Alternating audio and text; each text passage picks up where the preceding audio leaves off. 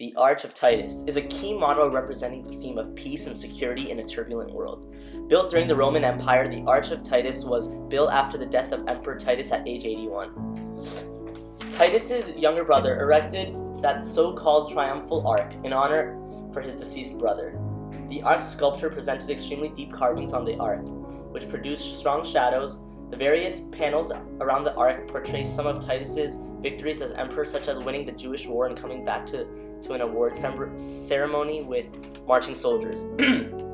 The Arch of Titus is a perfect example of peace and security because it brought the people together to rejoice the death of their previous emperor who has become a god. The Arch of Titus shows the mayhem that the Romans once withstood to eventually create a definitive peace and security to predominate their empire. Hammurabi's law code was created circa 1780. The code is equipped with over 280 laws. Even though several of the laws are monetarily associated, the code also includes consequences for specific deeds. For example, one law stated that if a son strikes his father, his hand shall be hewn off. Hammurabi's law code depicts the necessary components to show the theme of peace and security, managing conflict and violence in a turbulent world because the code attempts to bring rules to a civilization and manage any disorder by specifying the consequences. This new set of laws manage the conflict that may have occurred to a society with no rules. Hammurabi had his code ready. He called to a Babylonian artist to help him spread his new set of laws throughout the kingdom. His code was put on giant seals and clay tablets. An additional work of art that clearly depicts notion of the message peace and security in figure 613, Nervius Plateus, the sculpture from chapter 6, the Etruscans, was discovered in the tomb of an Etruscan woman. The exquisite figure standing upon the cylinder-shaped container also reveals specific anecdotes. The figure exuded a fair amount of naturalistic qualities. All three of the stances were not realistic but also serene, portraying fluidity and balance. Furthermore, convictions of tranquility and peacefulness were distinctly visible within these figures. The placement of their arms wrapped around each other's shoulders revealed just how connected and sympathetic the Etruscan culture, community, and society were. It is evidently clear to see that even through trials and tribulations, the Etruscan culture most likely looked over the troubling aspects of violence and built up the power and strength to join together and discover enlightenment. The theme of peace and security can also be applied to a different time period, such as the Roman Empire. Figure 730 of chapter 7 is a sculpted art piece, often called Tellus, which was a significant and substantially breathtaking panel of the era Pacis. The focal point of this panel would be the center. We see the portrayal of a secure and compelling woman who is adorningly gazing and embracing her two vibrant babies sitting on her lap. Along with that, the scenery surrounding her and her children reflects notions of the natural world, essence, and heavenly aspects. The woman evidently depicts ideas of security and protection through the way she's holding her babies. With that, the royal family also exhibits peace, due to the fact that aspects of harmony and cohesion are shown in the ways they're lovingly communicating. The Mosque of Selim, figure 220, was built by architect Sinan and is located in Eden, Turkey.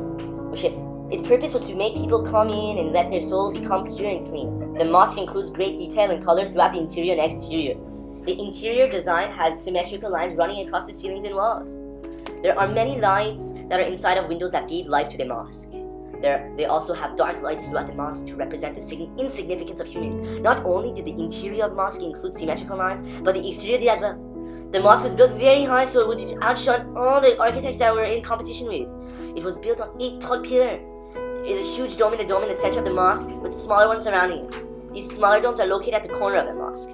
When looking at the mosque, it illustrates the wealth and power that the Islams have. The Western Wall is located in the city of Jerusalem, Israel. It surrounded an area called Temple Mount, where Jews go to pray, and it is also known to be the Muslims' Noble Wall.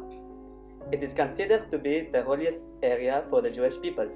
The Western Wall, or Kotel, dates back to 19 BCE, which was the time when the majority of the 4 remaining walls were being built by Herod the Great. Speaking from experience, the Western Wall is truly a fascinating place to be. The Jewish people traveled thousands of miles just to pray at this sacred wall. The wall is in Jerusalem, also known as the Holy Land. This wall has been the landmark for Jewish prayer and religious journey for many years. The Hagia Sophia was primarily constructed to be a Christian church, and later on it was transformed to an Eastern Orthodox church, then to a Turkish mosque, and lastly in 1935 it transformed to a museum. There was instability in the structure, which led to the dome of the building collapsing at various times because of earthquakes. The structure's walls have been reconstructed so that they could be built tall and vertical, which would permit the support of heavier objects and ultimately reduce lateral forces. In addition, the dome ended up gaining 6 more meters to its height. Nonetheless, the Hagia Sophia is considered the most famed because of the tremendous amount of light it allows to seep into the room, which gives off the illusion that the dome is floating in the air. This illusion was made by having 40 openings of windows incorporated in the structure of the dome. The museum is able to display the amazing history of the structure and its progression over the numerous years. There is much debate regarding whether or not the structure should remain a museum or if they should use it for intended religious purpose. With the help of the museum, the Hagia Sophia able to exhibit its amazing past that throughout its course of time it provided comfortableness to numerous nations and home as well. The Great Mosque of Damascus, better known as the Umayyad Mosque, is known to be one of the most antique and largest mosques in the world. Furthermore, it was constructed over a Christian basilica that was devoted to John the Baptist. After the transferring the capital to Damascus from Mecca, the Umayyads then began constructing their mosque. Once in Damascus, the purchase of Roman temple was made and the latest mosque was created, which in turn led to the rise of the Muslim population. In addition, the church was there prior to the mosque ended up being destroyed, but they utilized the same foundation for the construction of their mosque, which was mainly constructed out of columns and blocks of stone. Now, the highest component of the whole complex is known to be the Grand Prayer Hall, which looks towards Mecca and is located on the country yard's southern part. They consider this location to be anywhere where one day Jesus will make his reappearance. This is known to be a place of peace, security, serenity, comfortableness, and worship, such as one can be relish and take in what it has to offer.